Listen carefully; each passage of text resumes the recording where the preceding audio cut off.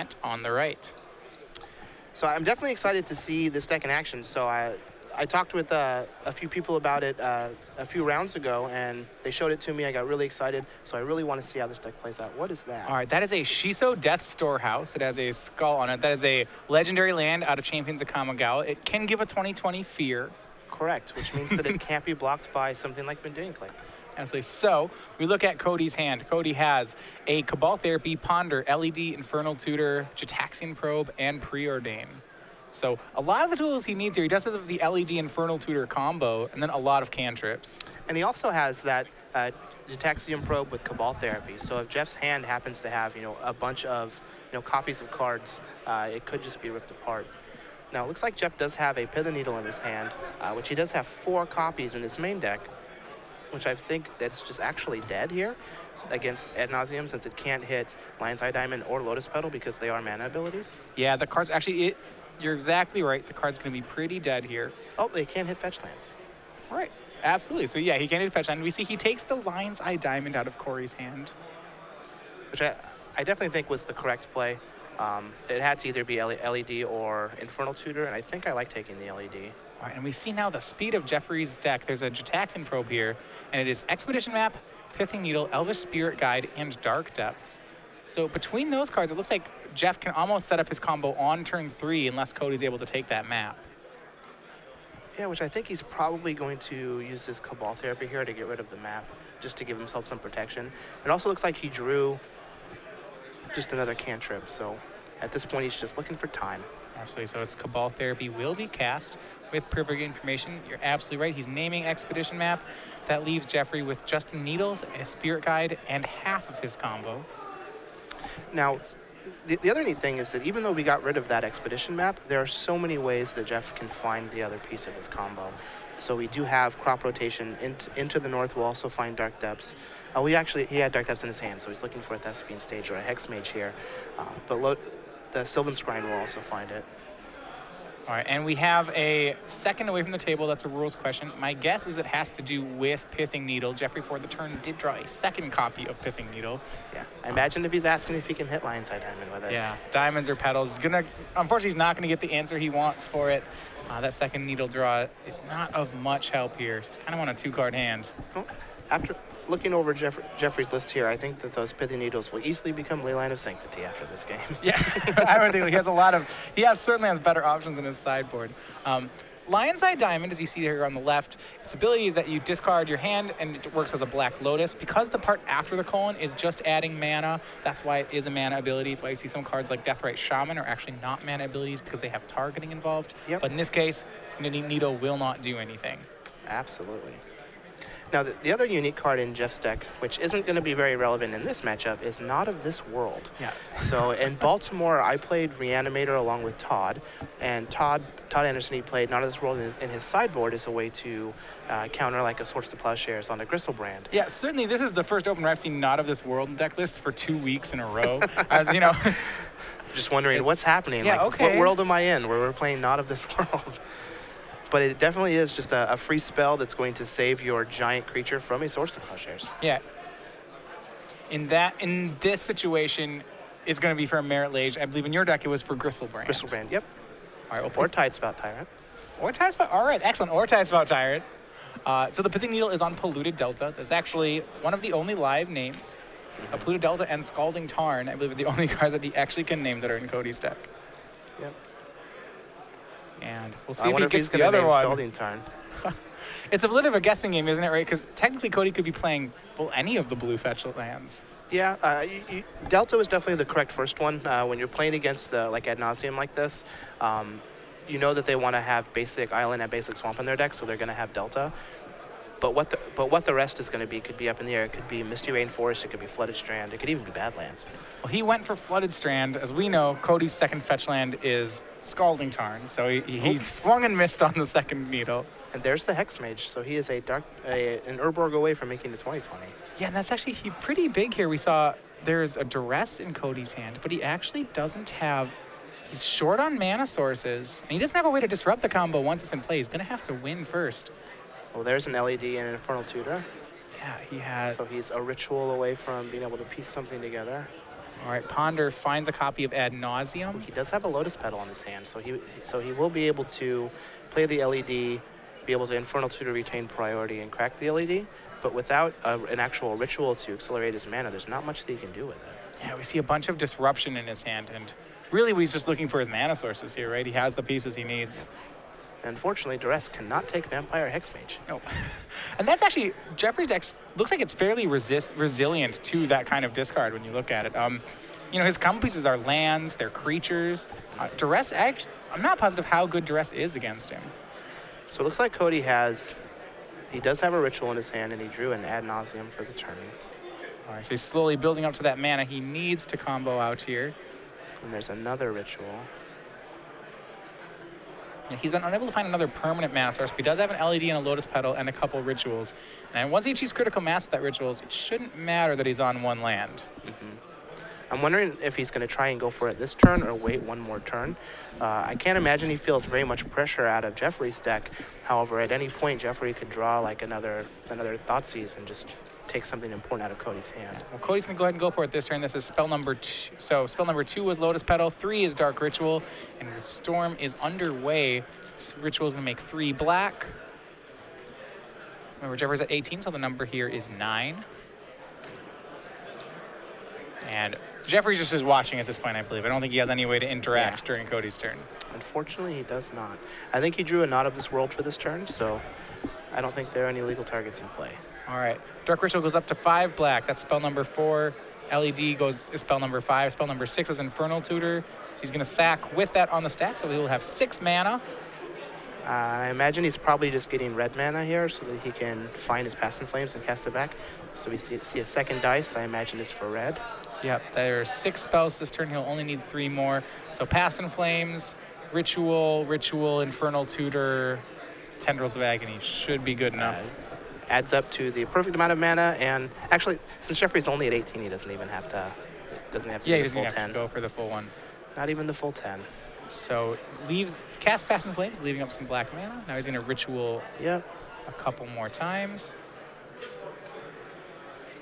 Okay, should be at 4, and then to 6.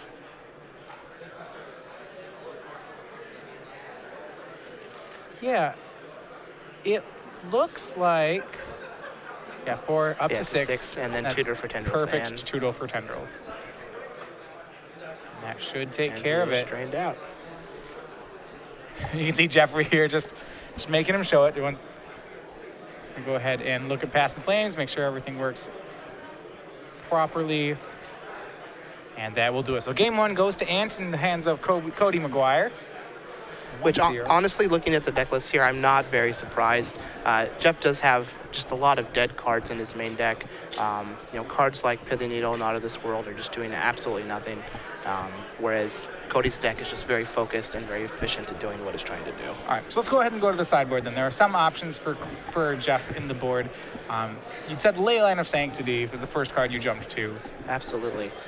These Storm decks are usually quite cold to Leyline postboard. Most of the times they have 1, maybe 2 answers for it, and their plan is to just hope that the games go long so they can draw into their answers to get rid of the Leyline. So I imagine Cody's has to assume that Jeff might have Leyline, since it's really a deck like this really can only use Leyline as protection against Tendrils. Yeah. So Leyline, takes care of Tendrils, takes care of the targeted discard. It does force Cody then to find a Chain of Vapor or some way to get rid of the Leyline. He does have 2 Chain of Vapor in his board. On Cody's side, it's safe to say that he just has to generically board in cards like Chain of Vapor. Yeah, when you're playing against another combo deck that you're not really familiar with, I think it's safe to think that they're going to have Leyline, and so I like always bringing in Chain of Vapor and Empty the Warrens against them, just so that you have an answer to a turn 0 Leyline. Yeah, both of those are in his deck. One thing, both players have Abrupt Decay in their sideboard. The card not particularly live against either player, but I'm wondering whether you feel like either of them would still want to board it in. Certainly in Jeff's deck, he has some dead cards, I'd imagine. Yeah, Jeff does have some dead cards, and I could honestly see Cody potentially bringing in his Abrupt Decays. So he did see cards like Thoughtseize and Pithing Needle out of Jeff's deck, but when you're playing against an unknown combo deck like this, you just kind of want to hedge as best as you can, so there could be a troublesome permanent that he wants to get rid of. So I could see Cody bringing it in. I don't think Jeffrey's going to. Like, it might hit LEDs if they happen to get stranded in play. But that's really about it. However, to be honest, Not of This World and Pith and Needle aren't really doing much anyways. Yeah, so he may bring them in just for lack of something else to do with those slots. I definitely would bring in the Bajuka Bog, though. Yeah, Bajuka Bog, actually, that's a good point. The crop rotation into Bajuka Bog interaction should be pretty strong against an Ant player. Absolutely. The other land is he does have a Tabernacle at Pendrevale on the sideboard. So recently that card has skyrocketed in popularity and in price because of such, with the Jund Depths deck winning an open and then just getting very popular. But when you're playing Leyline of Sanctity against Storm, you have to anticipate Empty the Warrens, and I really like bringing in Tabernacle as a way to punish somebody for going all in on Empty. Sure, so that's kind of an insurance policy then against Empty the Warrens. That makes a lot of sense. And you can find it with crop rotation. It's excellent. Yeah, one of the things actually with Jeffrey's deck, he has a lot of ways to really utilize these one-of lands in his sideboard. He has free Expedition Map, 4 Sylvan Scrying, 4 crop rotation. That's a large number of ways to tutor up those individual slots. Absolutely. So as far as for Cody's list, he does have Abrupt Decay, which we're not going to be seeing. I imagine it's just going to be Chain of Vapor and Empty the Warrens. I could possibly... I don't even think Surgical Extraction I was just going to ask on that. Surgical Extraction, it's one of those really touchy sideboard cards. I feel like it's bordered in more often. It's bordered in a lot when you watch matches. I don't always know how I feel about that. Yeah. I think that if Cody had some way to actually get a Dark Depths into Jeffrey's graveyard, then I would want the Surgical Extraction. Sure. But since he doesn't have a way to do that, it really isn't going to be doing much. I would much rather just have an extra Cabal Therapy than the Surgical Extraction. All right, players getting ready for game 2. Jeffrey Blyden down to 6 cards right now. We'll see whether Cody is following suit. So I imagine he is mulliganing aggressively to try and find a ley line. Okay, so yeah, I guess in Jeffrey's situation, it's a ley line or a fast combo that you're going to need. I don't know if one's more important than the other. You know, how much discard would you be anticipating, I suppose? Like, you said he's mulliganing to white ley line, almost like he just needs to have one. I feel like that's the case. Ad Nauseam Tendrils doesn't have any counter spells, so their only form of interaction with you is discard spells, and they have so few answers to a ley line. You know, if you mulligan even to 5 looking for a ley line with like a marginal to bad hand, you're gonna have time to draw into your combo, especially since it doesn't take much for him to actually make a 20/20. Yeah, so we'll see what he's at on 6 here. Both of these decks seem like they are capable still of really fast starts. It's almost, when you look at your opening hand, they're going to have to be thinking about just, you know, how fast, like what turn clock is this? Oh, and there is the ley line. With the ley line. All right, so we're going to just see how good it is here. Jeffrey with the turn 0 ley line of Sanctity. Start off on Expedition Map. Yeah, ley line, as you said, that turns off a large amount of Cody's deck. He has Cabal Therapy, Duress, and then Tendrils of Agony also, which needs to target. Now, a very unique card in Cody's deck that we have seen in the past, but it's kind of died down. You can't target his opponent with that. Not targeting with the Yeah, Jataxian Probecaster by Cody. And yeah, there's a little bit of a catch here. Yeah, the probe can't actually target Jeffrey. So he does not have a legal target for it, since it only targets opponents. It only targets the opponent's hand, so that's actually just dead in his hand. 100%. So that's another dead card in his deck that's I thought it was blanked like a by target ley line. player's hand, so Yeah. okay. Now, the unique card that Cody has in his deck is Limdol's Vault. So that card has kind of fallen off in popularity, but I really like having access to Limdol's Vault when we have these important cards in the sideboard that we need, like Chain of Vapor and Empty the Warrens. So that actually turns out Cody can look at his own hand with Jataxian. Oh, it is target player. It is target player, so he's going to go ahead and shock himself to cycle the card, so. Fair. I mean, when you're taking 20 in one hit, what's 18? Right? Yeah, what's 18? So he'll start with Scalding Tarn, but he said looks to be some, he does have Empty the Warrens in his hand. So because of Leyline of Sanctity, it looks like we might just see a turn 1 make an army of goblins. I mean, if he has a Dark Ritual here, that would be 1, 2, 3, like 8 to 10 goblins, depending on how many Lotus Petals he has. So 8 goblins is definitely, so 10 goblins to me seems like it could be worth it. I don't think he's going to get to 20, but it's 8 goblins. Does he still go for 8 there? He does have a Lion's Eye Diamond. Okay, so he'll get to have 10 if he can make it up to that. That red card actually looks like Past in Flames. All right, so we'll see that So probe, that was spell number 1. Now spell number 2, it looks like he's going to ritual out. That's Dark Ritual. Yeah, he's he has coming an ad up nauseam. Oh, no. And another Cabal Ritual up to 4. Okay, so he does have LED Infernal Tutor here, so he can go get them to the Warrens and make All right. like 16 goblins. Turn for Lotus Petal. So this is right now already a Storm of 5 for the turn. Storm of 6 is Infernal Tutor. With it on the stack, he's going to go ahead and sack the LED. So this is all on turn 1 right now. But he can't, you're right, he can't target Jeffrey, right? So he's going to... He has to empty the empty here. Now, if he gets past in Flames, I was going to say, wondering if there's a way for him to just, like, continue to storm up, find a Chain of Vapor, and actually win this turn. But he's short on blue cantrips, would be my guess. Yeah, well, no, he does have the Past in Flames in hand, so that is what's being discarded. The only problem is I don't think he'll be able to generate enough mana with flashing it back to be able to do anything. I think that's what he's counting to see if it's worth getting like a Cabal Ritual here. Yeah. If he could get Chain of Vapor, he's going to get Cabal Ritual.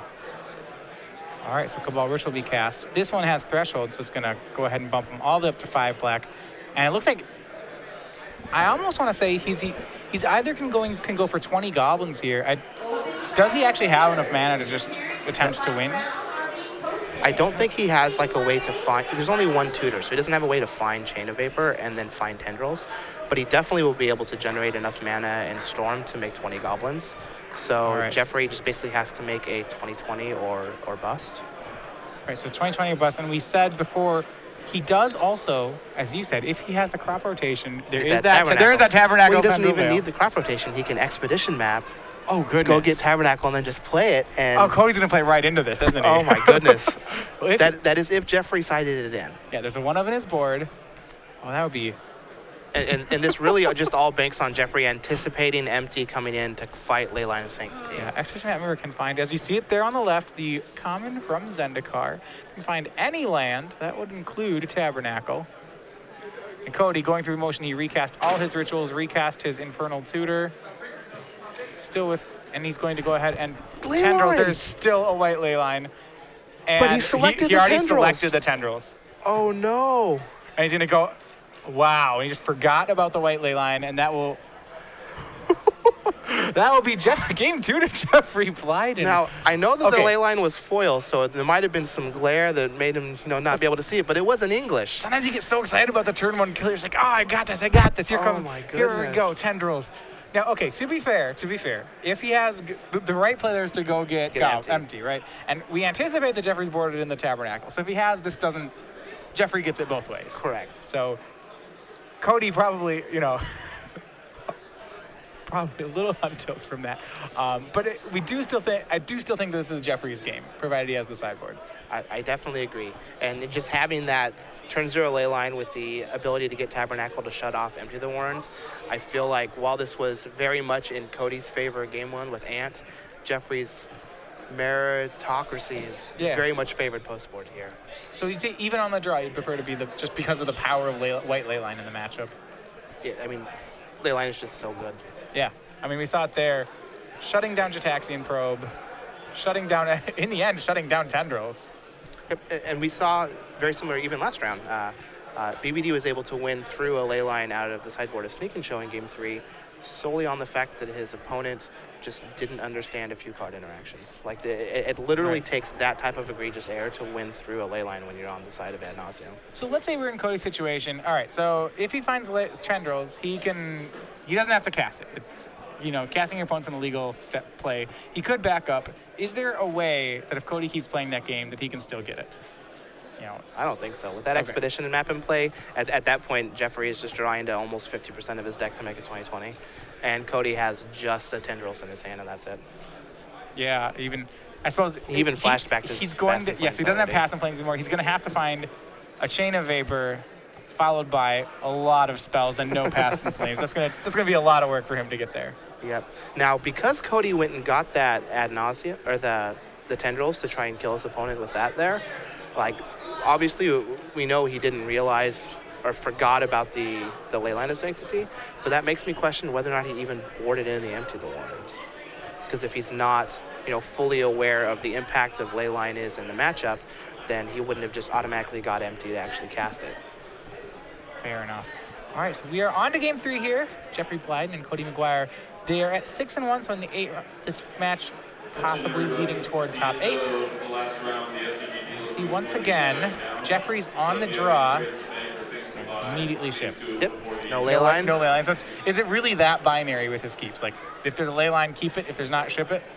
If I was in this position, that's exactly how I would be playing. So 0 lands Leyline. Keep? No mana sources. I mean, probably. Probably. Okay, all right. Like, when I was playing Sneak and Show, there were a couple times where I kept 0 land Leyline against ad nauseum because it's that powerful. All right. Well, I feel like Jeffrey may be on the same strategy. You can see that 7, he did not consider it very long. There was no white Leyline in it. The question for me is, would he keep 0 lands white Leyline? I don't know. Maybe we get to find out. We got 6 coming. All right. He's on the draw this game, so he's still, without that Leyline, he will be at the mercy of things like, that was a turn 1 kill that Cody had drawn in his hand, for example. Absolutely. And he's going to go ahead and keep. There's and there we Leyline. Go. And there's Cody. There it is. He goes ahead and read the card. This time? Put it right in the middle. Hopefully we don't forget this time. All right. Well, Cody's going to have work to do. So I have to assume Cody has a chain. If he didn't have the chain of vapors in before, they're in now. He has 2 in his board. I was hoping he would look a little deeper so we could see if that Empty the Warrens is actually in the deck. Sure. So yeah, his plan to beat white Leyline is either to make goblins or to bounce it. Yep. And if he can bounce it, Jeffrey's deck actually, I don't believe, is capable of recasting white Leyline at any point. So it definitely is not. So previously, from the Sneak and Show deck, you can actually cast Show and Tell and put it into play if you really need to in a pinch. Oh, man. But Jeffrey's deck just actually cannot cast it. All right, so turn 1 preordained. We're going to see Cody setting up here. One question is, how much do you feel a white Leyline slows down the Ant deck? Obviously, they probably can't get a turn 1 play, but as we saw there, Cody did have the ability to make 20 goblins on turn 1. So I felt like if Cody recognizes the interaction there, the white Leyline only slowed him down by about a turn. Is that, so I'm wondering how much of a roadblock is this? Jeffrey still, I feel like he needs to win the game quickly. He definitely still has to try and win the game quickly. And actually, it looks like Jeffrey has Karakas and Sajiri Step in his deck, so technically he can cast white Leyline if he really needs to. And Pithy Needle is still in the deck. Yeah, he's going to go with naming one of the fetch lands. We'll see which one it is here. So I imagine... Well, as I said before, he doesn't have great options. We said... We wanted to put out the Not of This World and the Pithing Needle. That's true. And we've got 4 Leyline, a Tabernacle, and a Bajuka Bug that you want to bring in. So it could be possible that he has 2 Pithing Needles still in his deck. Sure. So the turn 1 Needle names Polluted Delta. And they'll pass back to Cody. He's just going to go ahead and continue sculpting his hand. And he plays Scalding Tarn. Gets around the Pithing Needle. 50-50 shot. As before, I actually don't know if Jeffrey knows what fetch land he has. Remember, last game 1 he named Flooded Strand, and I don't think we ever saw a Scalding Tarn cracked game 2. So yeah, we did not see a Scalding Tarn. So, it's still that stab. Well, it's going to be one of the blue fetch lands. But it looks like we do have, there's an Infernal Tutor and an LED in Cody's hand. And now I saw a blue card that looked like it possibly could have been Chain of Vapor. Oh, man, it is a preordained. It is a preordained? Yeah, okay, so it is not Chain of Vapor. He does have his copy of Limduel's Vault, however, in his hand. So if he needs to find that Chain of Vapor, he's got a way to do it. Which could easily find it. Now, Limduel's Vault is actually a very unique card with the way that it resolves. So when you look at the 5 and then you put them on the bottom, look at the top 5, put them on the bottom, and then when you find a 5 that you like, you actually set them aside and shuffle the remainder of the deck, and then put those 5 back on top. So a lot of times people will either forget to shuffle or they'll only shuffle the cards that they looked at, but you actually have to shuffle all but the 5 you're keeping and then put those 5 back on top. All right, so turn 2 for Jeffrey is the Dark Depths. It's half his combo. And so a pair of LEDs for Cody. He can, a pair of LEDs and an Infernal Tutor with Lotus Petal. Cody could certainly empty the Warrens here for a lot. He definitely could. Now, the one question I guess is he expecting Tabernacle? I mean, if he's expecting Tabernacle, can he even board in empty the Warrens here? It seems like such a liability against a deck that has, what we saw, 11 ways to find any land. That is definitely a very valid point, but I still feel like he has to he still has to have it in just on the off chance that the Jeffrey didn't bring his Tabernacle in. All right, he's going to lead the turn on a preordain, plays Lotus Petal, and passes back. So I imagine we might see a Limdol's Vault here end step. Yeah, the Petal certainly suggests it. And Shiso. There's the Urborg. No, you're right. Absolutely right. It's Urborg. So that's a source of 2 mana for Jeffrey. Now his Dark Depths can't tap. And now we will see Limdol's Vault. Cody presumably setting up for Chain of Vapor and a win. It's actually really the Urborg is very interesting. Even though that Pithing Needle is on Polluted Delta, it now taps for black mana. You're absolutely right. There's the Chain of Vapor. So I imagine we're keeping these 5.